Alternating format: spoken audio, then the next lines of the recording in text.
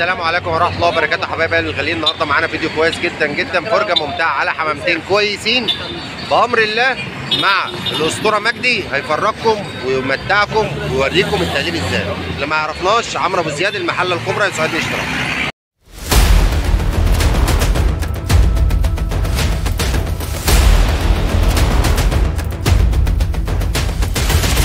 مجدي عامل ايه يا باشا؟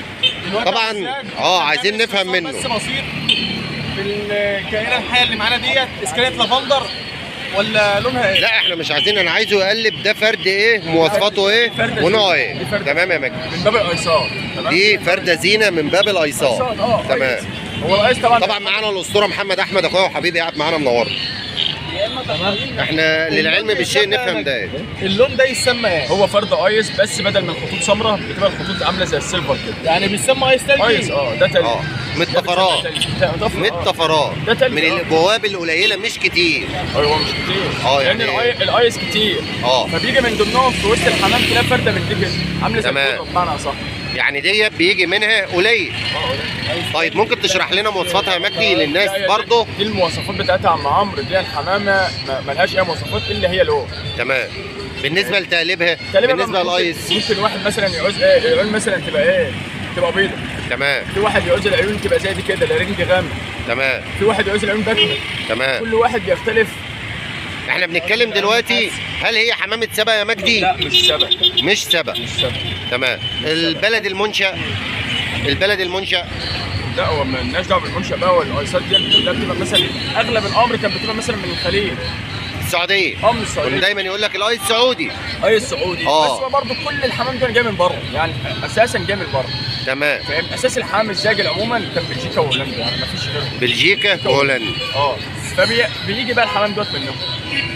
تمام. غير كده مفيش. ديت لون بودره، حمامه ايصايه. دي حمامه ايصايه. دي حمامه ايصايه كويسه، مش لافندر. تمام. سيبك من دي بقى يا مجدي. اتفرج على الدكر ده كده. تعالش بقى الميكس بتاعك يابا. طلبات عليه. برضه تفهمنا يا مجدي يعني ايه الشكل الجمالي بتاعه ايه، وايه المميزات فيه، ايه العيوب فيه؟ ده فرد كروس يا عم، ده فرد دلبر على جانسون. دلبر على جانسون. تمام. اسمه تقيل. تمام. ومش ميزانه مش خفيف. ميزانه مش خفيف. تمام يا عم. ميزانه مش خفيف. مش زي الدبر بتاعنا. فاهمني؟ فده دلبر جانسون، فرد دلبر جانسون. فرد برضه يفرق حمام كويس يا مجدي في الزق. ولون. فرد لون. ده يجيب الريتش ألمون ده متهيألي. لا ما اظنش. بس انا شايف الريشه مثلا يا مجدي اهيت قدامك. شاطس مش في الحمام ده. مش في الحمامه دي. طب ده كده دلبر ميزانه خفيف. دي دلبر. طبعا يا جماعه احنا بنفرجكم فرجه ممتعه مع مجدي الاسطوره. دي انتقاد البراءه يا عم. تمام. برضه المميزات والعيوب. دي انتقاد البراءه متأهمله برضه. تمام. دي ميزانها خفيف، فيها ريش كتير قوي قوي قوي. فيها ريش كتير. تمام. فيها ريش كتير قوي. تمام. حتى بتغير. تمام. بس دلبر محل بتغير. يا دلبر فرخ يعني. تمام. يعني ايه بتغير يا مجدي برضه؟ يعني فيها كثافه ريش كتير. فيها كثافه. يعني الناس اللي بتقول لك مثلا الغيره ديت من البيور، سمعتها قبل كده. هو في ايد يوسف، لو شوفوا كده هيغير ولا لا. حبيبي يا يوسف غير كده يا باشا. عامل ايه يا باشا؟ انت بتغير؟ هو بيقول لي يوسف بيغير. هو بيغير ولا لا؟ بيقول لك شوفوا بيغير ولا لا. عض يوسف ولا حاجه؟ ايه؟ العب في الشكل هنا كده يا عض ولا حاجه؟ عمل اي حاجه في يوسف؟ هو المعنى يا مجدي ان هو بيقول لك ايه؟ ما غارش في ايدك، معناه عشان الريش كثير. هنا الريش مش كثير. تمام. الريش كثير. تمام. يعني ديت بتغير؟ يعني الريش لما بيبقى كثير بتغير. بص هي تقعد تعمل بوشها ازاي. بص دي عشان الريش كتير. طيب مميزاتها برضه وعيوبها؟ لا هي دي فرده كويسه جدا. تمام. هي مثلا الحمامه ديت عشان تبقى انت عارف، هي بس اللي يعيبها حاجه واحده ايه اللي احنا مش متعودين عليها، بس فيها العيون دي. تمام. هنا عينيها بيضاء. تمام. هي مش مستحبه هنا. تمام.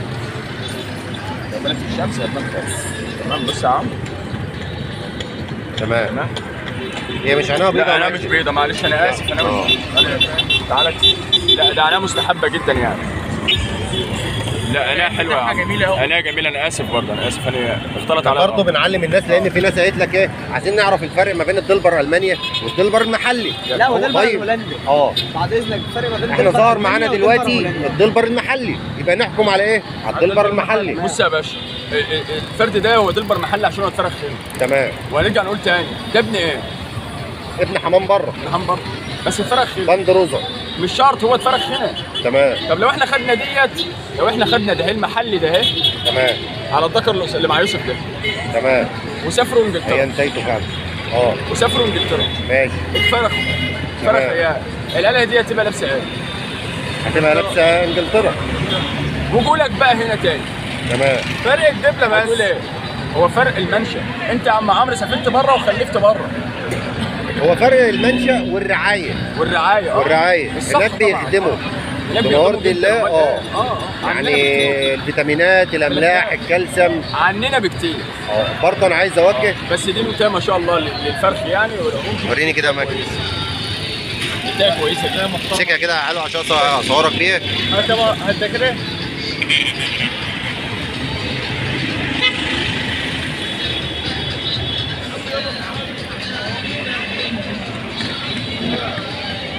بسم الله ما شاء الله.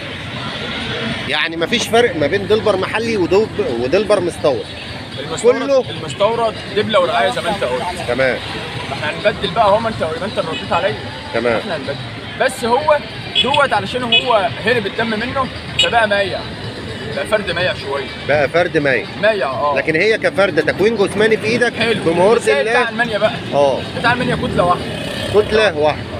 لكن ده الدلبر البيور. عشان الدم هرب يا عمرو من 92 ولا 6 من 96 لغايه دلوقتي، فطبعا مفيش حمام دخل جديد. اكيد.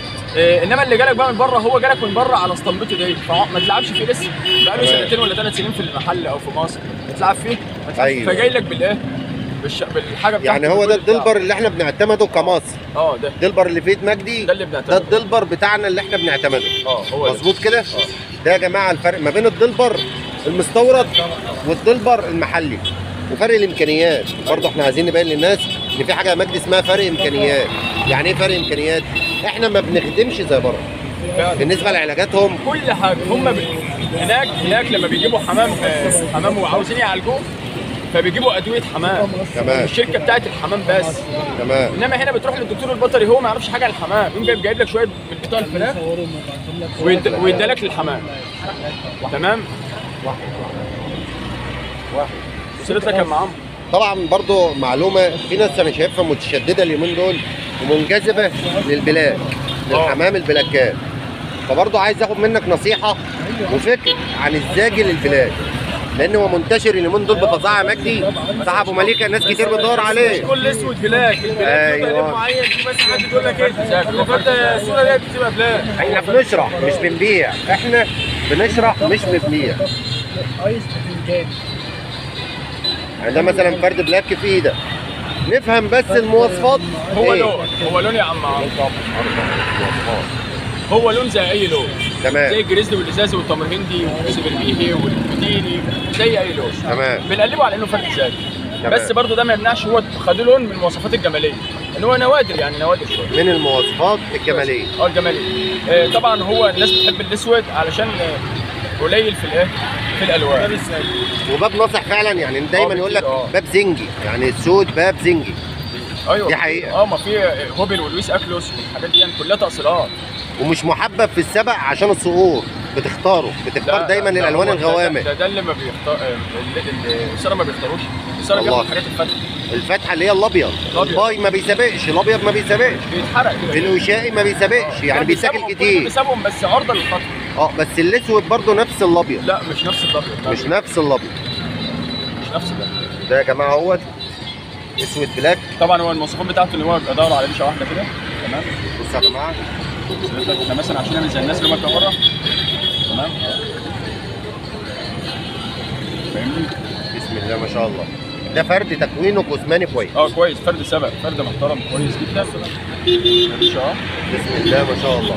تمام. يعني من الالوان المحببه، وبرده بالنسبه للفرخ يفرخ ويجيب حمامه كويسه. وثمنه غالي اكيد عن المفصصات والزرق. نفس اهو محمد احمد قاعد معانا الاسطوره. وقص مفصص وقص بلاك. قص المفصص ممكن يعمل من 300 ل 500. قص البلاك ممكن يعمل من 500 ل 2000 حسب تقليبه وحسب التكوين بتاعه. مهما هو قص مفصص ب 300 جنيه، لو جبنا قص بلاك مستواه نفس مستوى القص المفصص بالظبط، نفس المواصفات نفس كل حاجه، بس ده هيبقى ب 300 ده هيبقى ب 1000. هو عشان لونه وستايله وسعره كده. يعني هي الفكره يا محمد اختلاف اللون هو السبب. هو اللون غالي. اللون غالي. غالي. لو جبنا قص مفصص في كل مقاييس القص السود نفس تقليب، ده رجله قصيره ده رجله قصيره، ده عينيه بيضه وده عينيه بيضه، كل حاجه كل حاجه، بس السود هيبقى اغلى من المفصل. بيبقى اغلى. وبالنسبه لدلبر المانيا انت جربته وشفت فرخه بيختلف تماما عن الفرخ بتاع المحلي. دلبر المانيا بيبقى مثلا ايه بتوع بره بيحسنوا اول باول، كل سنه بيحسنوا الشكل ولا بيحسنوا كل حاجه في الفرد كل سنه وعندهم حاجه حلوه بقى. دلابر المانيا مثلا تمام 2020 كلها بيضه، تمام 21 دبل كلها زرق، تمام ما ننزلش في المانيا عشان بس تبقى عارفه دبل 22 تمام. اخر الدلبر الالمانيا او الهولندا 21 دبلته زرق 21. اخر الدلبر اللي نزل هنا 21 تمام. اما اللي دبلته صفرا هم بيتميزوا في الحته دي. مثلا سنه 2019 دبلتها صفرا، 2018 دبلتها خضرا، كذلك بقى تلاقي كل يعني كل سنه يا محمد على كلامك ليها دبله شكل معين. كل سنه بيبقى لها شكل معين، وكل سنه بيجددوا في الحمام. هم بره متطورين جدا، بيبقى عندهم امكانيات. في بلاد بره الاقتصاد بتاع البلد بتاعها قايم على الحمام. تمام. الاقتصاد بتاع البلد قايم على الحمام. ده مش ستانس. زي ما سمعنا ان في حمامه ب1,300,000 يورو. ده حمام. انت عندك مش هقول لك بقى بره، انت عندك هنا حمام زاجل. تمام يا محمد. عشان الاذان بنشكر كل محترم بيتابعنا، والسلام عليكم ولنا لقاء تاني بامر الله.